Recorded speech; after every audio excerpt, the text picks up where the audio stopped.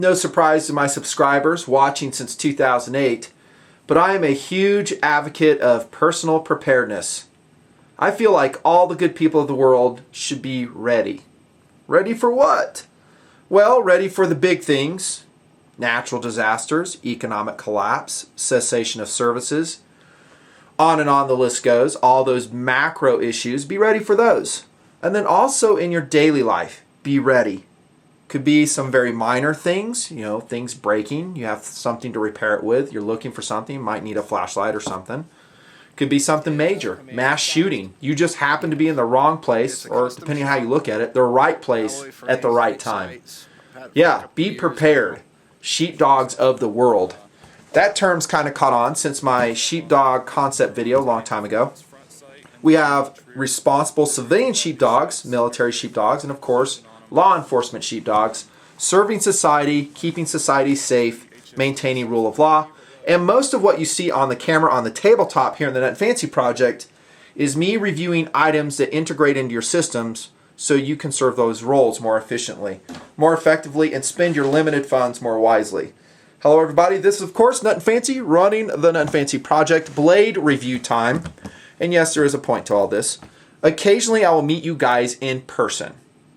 Okay, and when I meet you in person, I always enjoy doing that, by the way.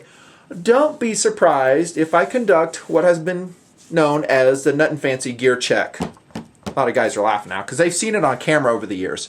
That I will check out your EDC system. Speaking of preparedness, how prepared were you today when you went out the door? I may ask you, do you have a flashlight?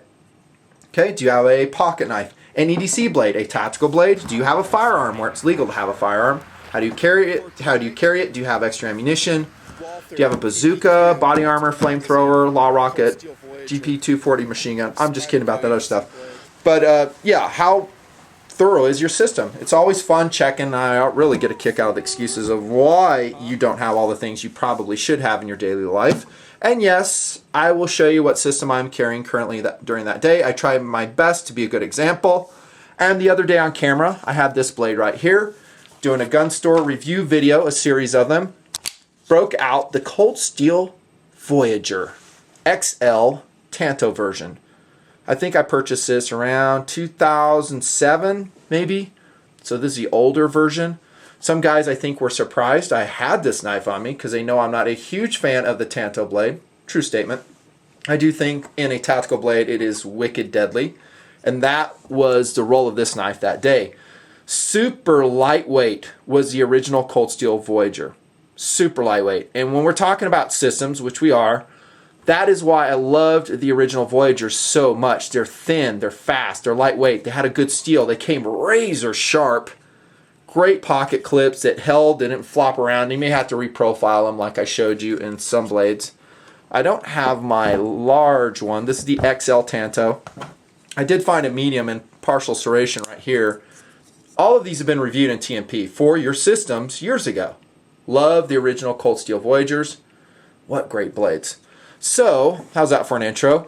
When I heard Cold Steel a while back was going to redesign the Cold Steel Voyager, I was less than enthusiastic.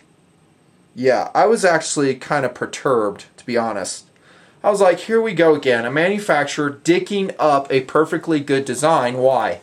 I realize they have to, change designs and do things, to make it more, attractive in a very aggressive and competitive knife market. I get it. I'm a knife reviewer. I am happy to report I was completely wrong about the redesign on the new Cold Steel Voyagers. They are awesome.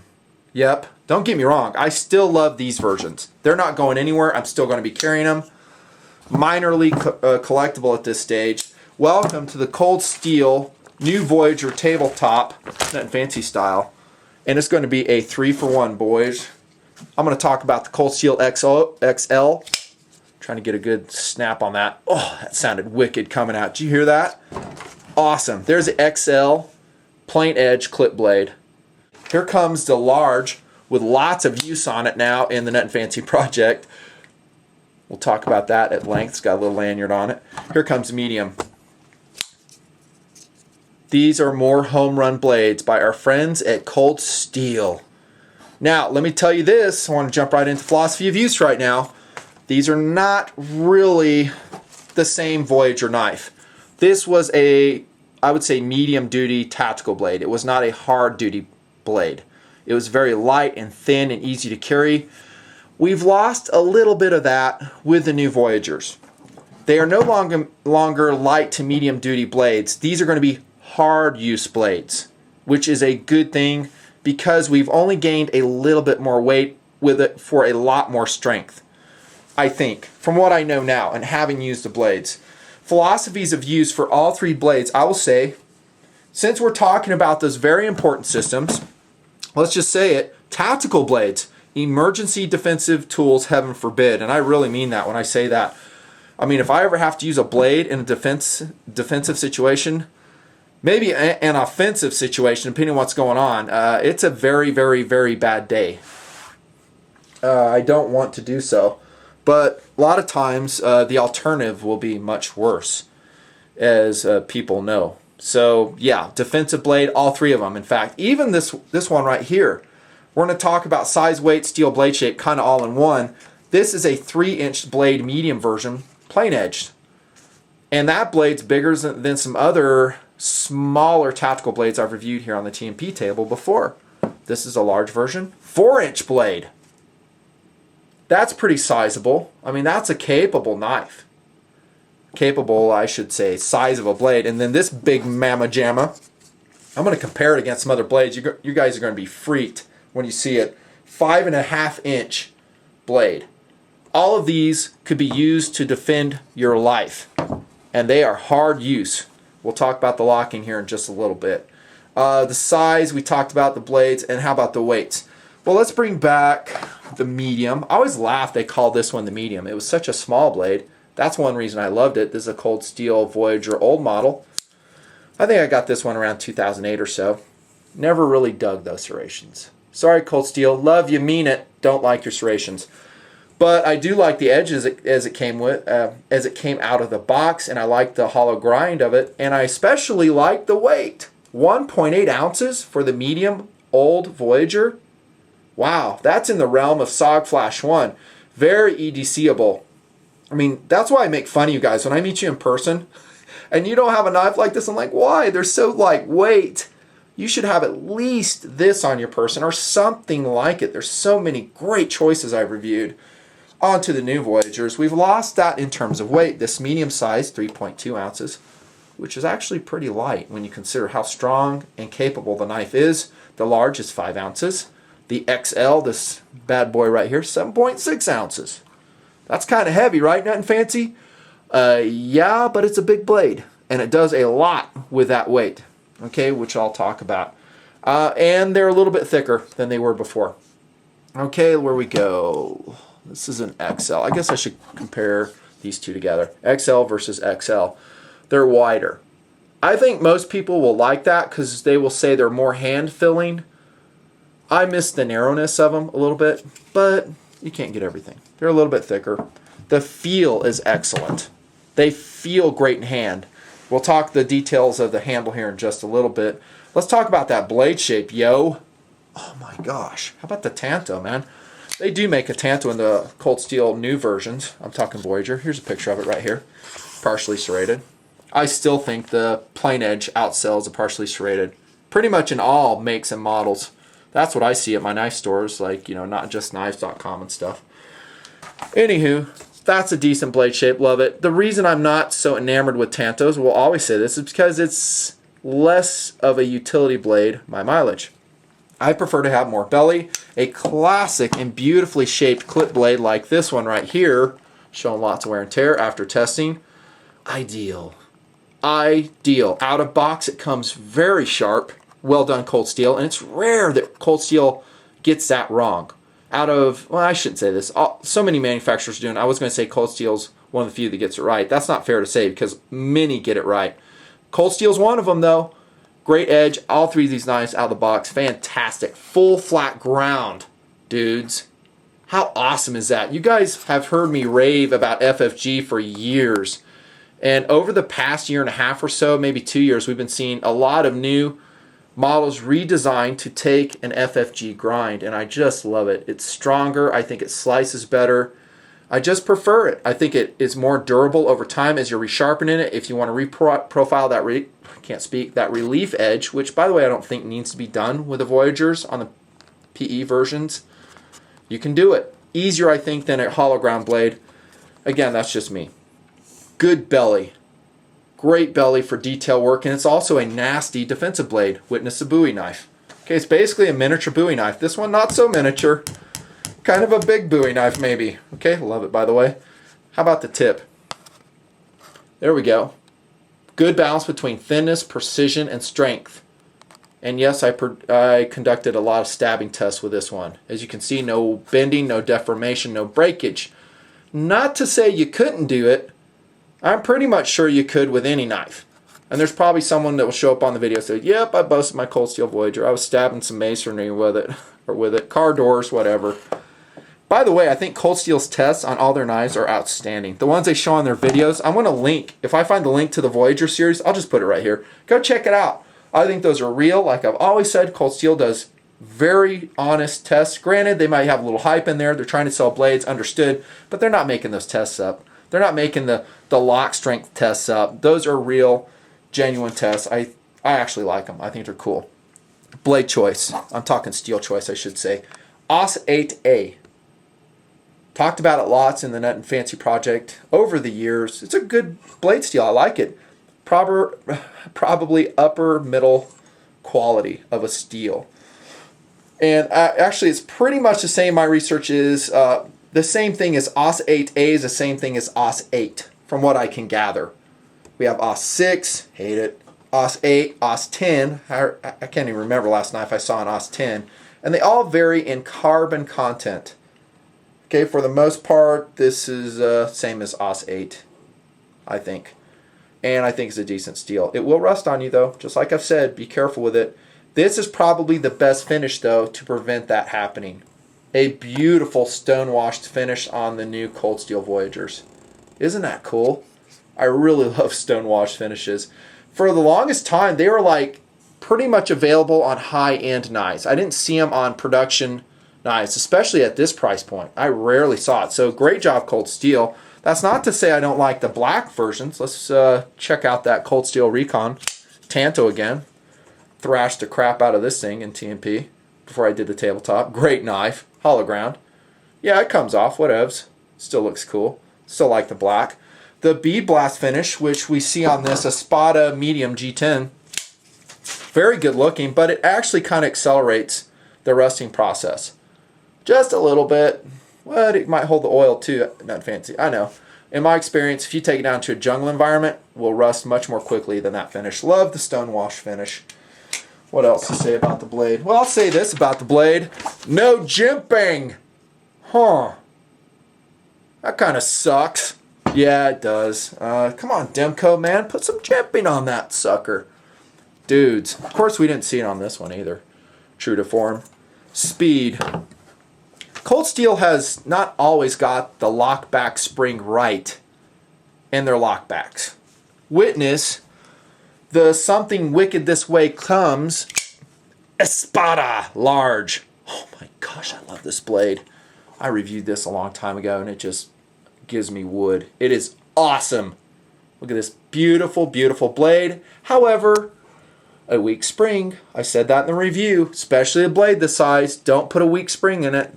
Very easily rectified, right? It's because you could accidentally press it because it is so, I don't know, light. It's just jacked up. It's not matched well to the blade size. Okay, we saw it in the Black Rhino too. I don't know if they're getting their overseas producer was just going through a quality control issue, whatever. These don't have that problem at all. In fact, that is best manifested in speed. I'm going to use the XL version for that. Let's see if I can get a good deployment here. I'll probably screw it up. There we go. Oh, that sounds good coming out. Beautiful speed. I mean, I'm serious, for heavy duty tactical folders, these knives rock. And actually, I need to back up just a little bit. I don't know if I covered all the philosophies of use adequately. I did say tactical blades, ones you can defend your life, all that stuff, blah, blah, blah. But EDC blades too, especially this one. Baby Bear would be an awesome EDC blade. EDC blade, you bet. utility blade, food preparation blade, you know, opening packages, all that other stuff. This one too.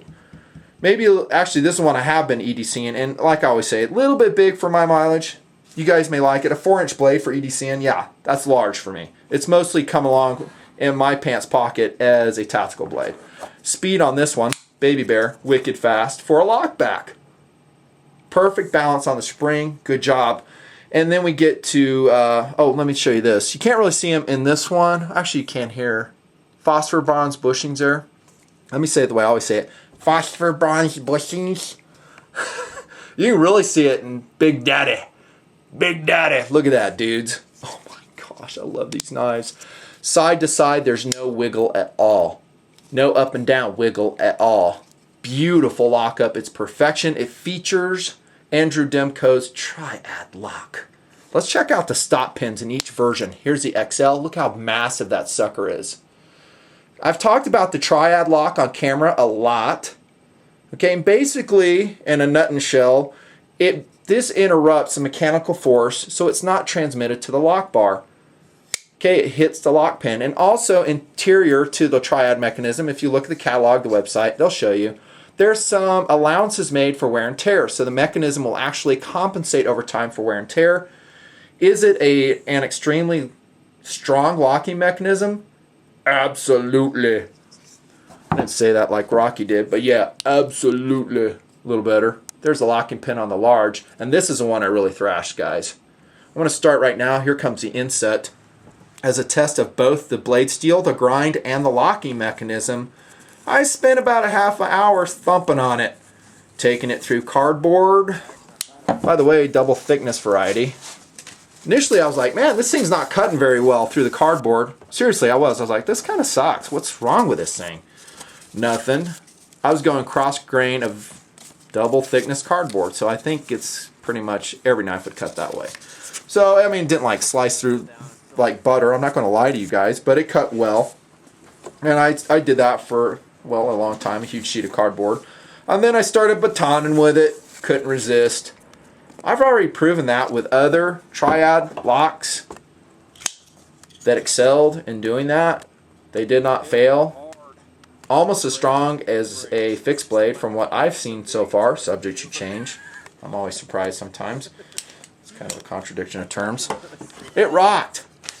Now the wood I split wasn't like brand new fresh cherry wood or something sappy. It had been dead for a while, but in that little bit of batoning I did with this version, it did well. And I'm talking I thumped on the tip too. I'm banging on this clip blade tip with another lock, seeing if I can get it to break. Philosophy of use too, going back a bit. I think this one here would be a good survival blade. Not just for batoning wood, camp preparation, but maybe a little bit of shelter craft. Okay, now Cold Steel does not market it that way. I think that's wise, probably, but I think it would work. Now, is the blade thick enough to take that abuse? Probably. If you do some heavy-duty batoning on it, we may see some surprises. I've been known to do that before here in TMP. Yeah. By the way, after I thumped on it, batoned it, and I did a lot of stabbing tests, by the way, into cardboard. It excelled at that, by the way. Great penetration capability of the clip blade. No surprises there. I knew it would. I checked out the lockup. How did it do? Well, I'll tell you, to be honest, there was a little bit of side-to-side movement. Not now, because I've tightened it up, put a little bit of blue Loctite on the pivot point. Voila. In business. Yeah, a little bit. To be expected, though, man. I'm wailing on that thing, dudes. Right now, though, after lockup, after adjustment, nothing. Up and down, nothing. Bank vault tight. A++ on the lockup. Love the Triad lock. My favorite overall lockback mechanism, hands down. How'd that OS 8A steel do after all that cardboard cutting? Not too good. And yet I have yet to be impressed by any steel that does, to include S30V. I did a review, talked about that. I was like, yeah, dull just like any other steel. This was not sharpened after the test. It still has an edge on it. Do I have paper here? I don't know if I do or not. Yeah, I do. Here's the ordering form from inside their catalog. Let's see if it'll cut. Oh, dudes.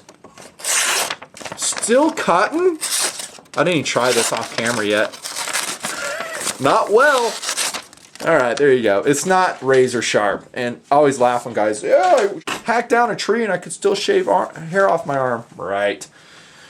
Lockup and strength. Awesome. Ergonomic. It's actually handle material. Notice on the old Cold Steel Voyager, they had raised diamonds. I love that traction pattern. It was good. This one, they went with kind of a Maltese cross pattern. I think it's cool. And it actually provides even better traction, at least on the sides. Still lacking the jumping.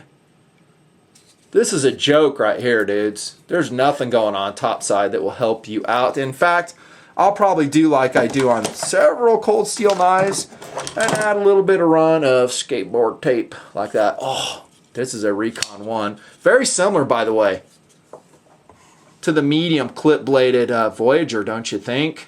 Love this knife. Love it. But it doesn't have jimping. Might have to take care of that.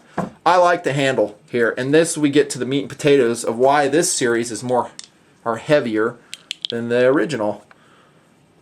What? Liners? Yeah, they're liners, but the good news is they're aluminum liners. 6061 heat-treated aluminum. They're not skeletonized. What? I can't believe they don't skeletonize them, Nutnfancy.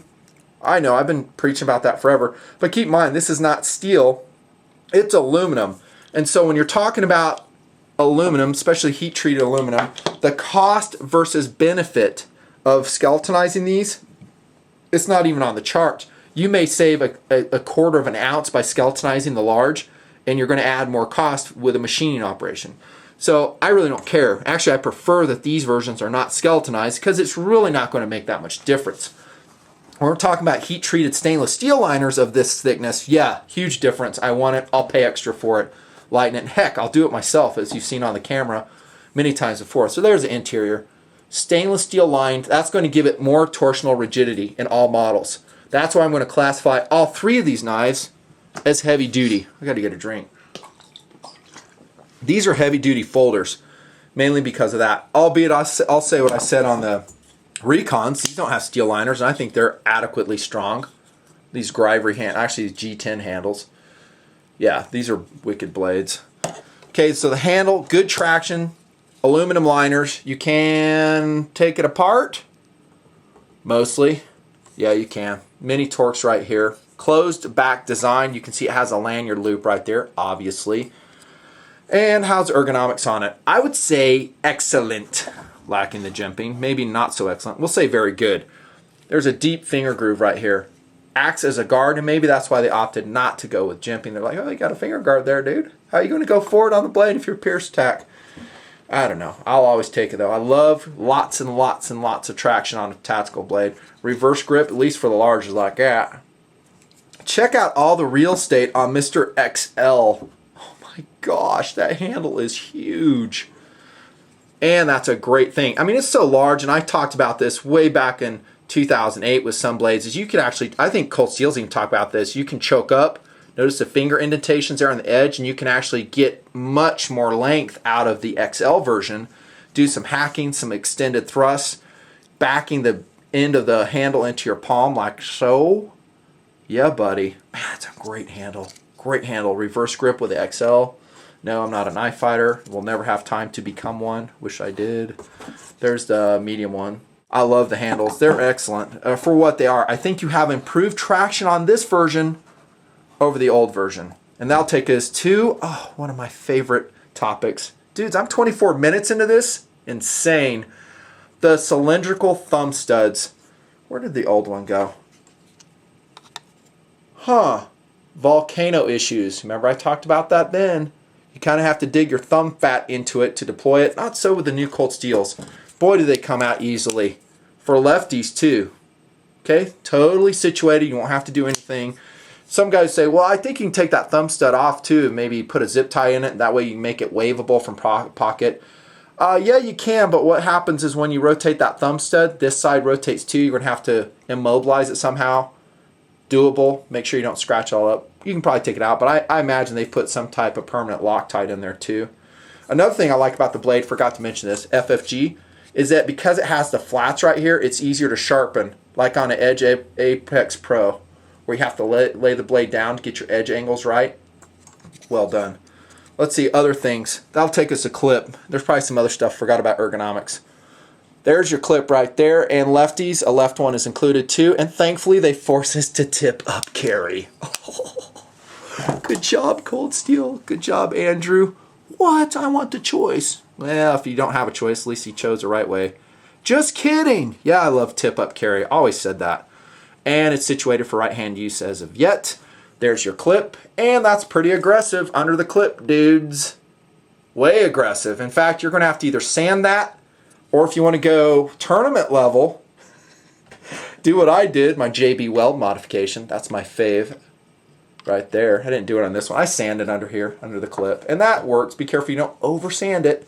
I just put some tape right here and make sure, you know, it gets a nice clean sand. And that will minimize pocket wear and still give you a good pinch on the pocket so it doesn't come out. Same pocket clip we've seen in lots of Cold Steel designs. It's strong, very strong.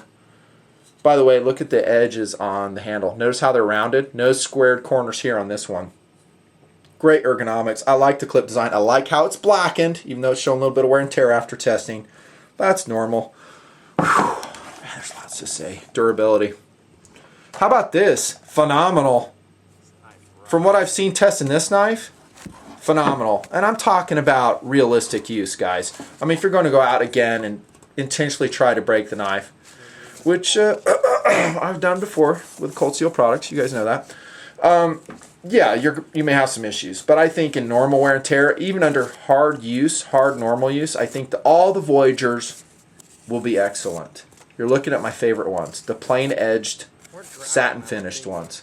Durability is phenomenal, especially when we're talking about the triad lock. We got the big stop pins. I already talked about how it really does soak up the wear and tear. Granted, this wasn't a year-long test where I'm doing massive abuse on it. Value. Just keeps getting better, baby. Where'd my prices go? How about this?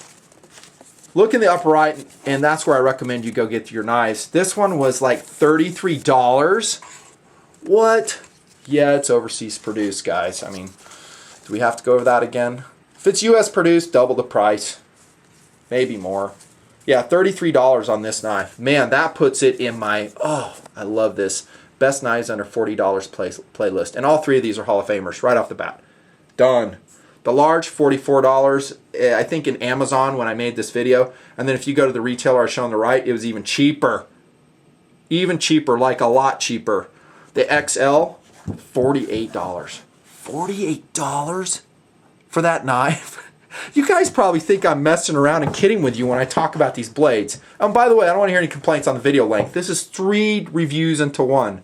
3 knives, 1 video. Let me throw some other knives against it so you can see how much knife you're getting for the money. $48 for this. Keep that in mind. Here's the old Tanto Voyager. Okay, great knife. Love it. Different finish on the blade. That polished finish. Love that too. About the same length, really, right? Talked about the width issues and stuff. How about this? You guys ain't gonna see this coming. Dassault government agent coming out of a Black Hawk Coyote tan Duracoated holster. Sheath, I mean. Look at that. Oh my gosh. It's basically this overall length, same overall length as a government agent. Not the blade. If we do set the blades up, you can see some difference. Love this knife. That's just an interesting comparison to me. Very interesting. What's another one? Here comes a Police G10 Spyderco variety. By the way, this one doesn't have the stop bar. Remember I was talking about that? So here the blade tang meets directly against the lock bar. If I were to go baton with this knife, love this knife, I'm probably going to cause some problems. I've done that with lock blades before. That is not a good thing to do. With a triad lock, it's doable. Look at the size differences here. This is a big blade, by the way. Where's that large? That'd be a more fair comparison, right? Against the Police G10. Love that G10, by the way. How about this? You haven't seen him for a while. Combative Edge M1. Sick blade. Thumped on that one, too. These knives are about the same size. The large Voyager New versus the Combative Edge M1.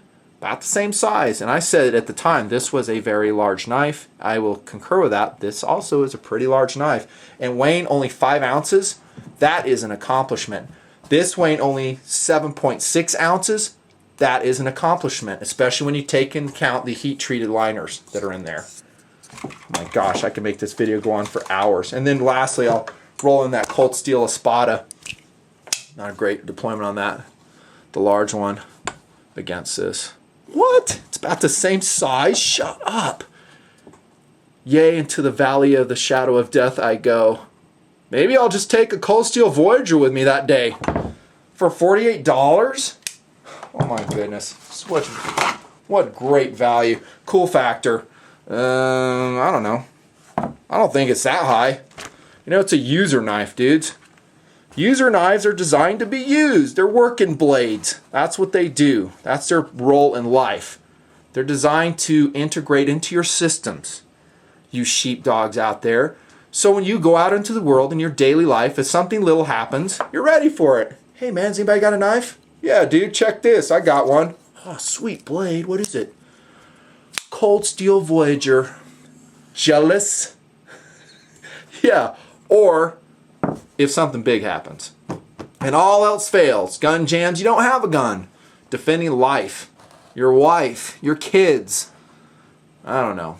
These knives can handle that job. These are some serious systems blades, dudes. Serious. And when you talk about value for the money, oh my goodness, it's off the charts. Here's extras. I love them so much, I bought these 3 to be preserved in box forever. In case they discontinue it. That's the Nutnfancy review. See ya.